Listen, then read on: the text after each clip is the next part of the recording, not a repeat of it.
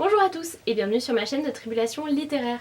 Aujourd'hui je vous retrouve pour une micro-vidéo spéciale PLIB 2018. Vous le retrouverez toutes les informations en barre d'infos comme d'habitude, mais pour résumer, le PLIB c'est le prix littéraire de l'imaginaire des booktubers, duquel je fais partie cette année. Nous arrivons à lire d'ici le 1er septembre 7 finalistes, et non des moindres, que je vous ai présenté dans ma vidéo du 16 juin, si je ne dis pas de bêtises.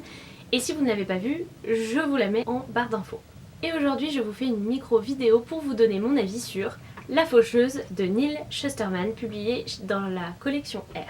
Je ne vous ferai pas de résumé ici, je vais simplement vous donner mon avis. Si vous voulez le résumé, je vous mets toujours dans la barre d'infos la vidéo où il y a le résumé, mais également ma chronique écrite. La Faucheuse, ça a été un énorme coup de cœur de la fin d'année 2017 pour moi, et ce pour 3 raisons. La première, c'est son univers. Ici, on va se retrouver dans un univers où la mort n'existe plus et où les faucheurs doivent faire le travail de la mort d'avant. J'ai trouvé cet univers hyper intéressant parce qu'il pose énormément de questions. Neal Shusterman n'est pas quelqu'un qui nous montre des choses simplement, il nous montre des choses pour nous faire réfléchir nous-mêmes et c'est absolument fascinant. On ne peut s'empêcher de réfléchir à notre lecture quand on repose le livre, on ne peut s'empêcher de réfléchir énormément lorsqu'on lit ce qui se passe entre ces pages.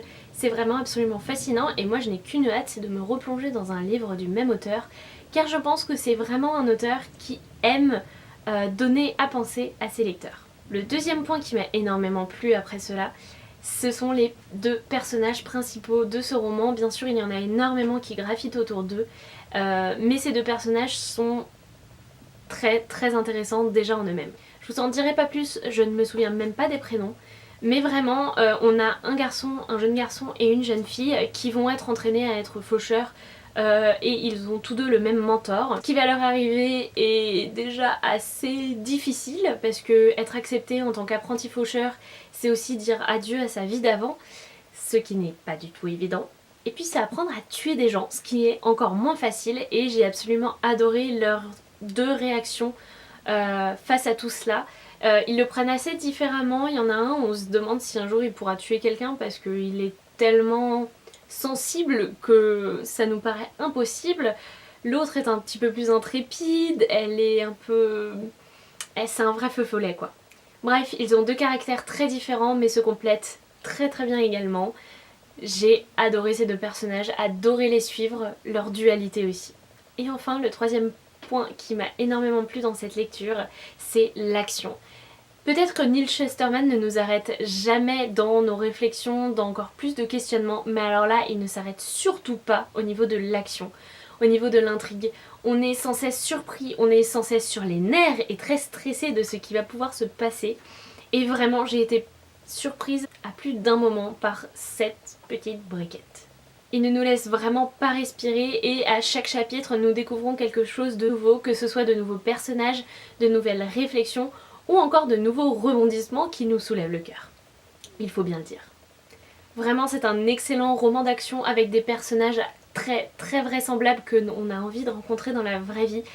Et tout ça dans un univers absolument dinguissime et hyper original. Je n'avais tout simplement jamais lu cela auparavant et c'est pour ça que j'ai eu un énorme coup de cœur pour ce roman. Après, est-ce que je le placerai comme grand finaliste et grand gagnant du prix littéraire de l'imaginaire des booktubers? Je ne sais pas encore, car je vous avoue que la sélection est excellente et que la compétition est rude. En tous les cas, c'est un roman que je vous conseille énormément et je vais m'arrêter là. Il est temps de refermer cette vidéo mes petits loups, j'espère qu'elle vous aura plu et surtout vous aura donné envie de découvrir ce roman qui est absolument génial.